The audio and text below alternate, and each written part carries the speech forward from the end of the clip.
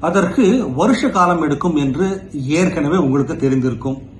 அது கடினமானது, சலிப்பூட்டக்கூடியது, வசதியற்றது, மெதுவாக நடக்கக்கூடியது என்பதும் தெரிந்திருக்கும். பிரச்சனை அது அல்ல. இவ்வளவுக்கு பிறகும் ஏதாவது குறுக்கு வழி இருக்கும் என்று நீங்கள் நம்புவதுதான் பிரச்சனை.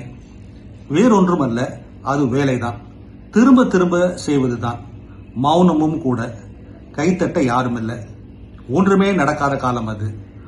உண்மை என்னவென்றால், பெரும்பாலானோருக்கு இந்த பகுதியை கையாள முடியாது. ஆகவே அவர்கள் விலகி விடுகின்றனர். இல்லை என்றால் ஸ்தம்பித்து நின்று விடுகின்றனர்.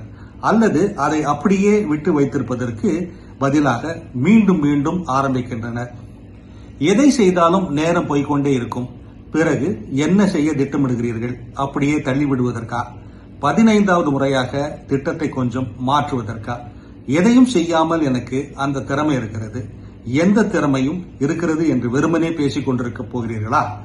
இது வர்த்தக வியாபாரம். ஒன்று இதன் வழியே சென்று கஷ்டப்பட வேண்டும்.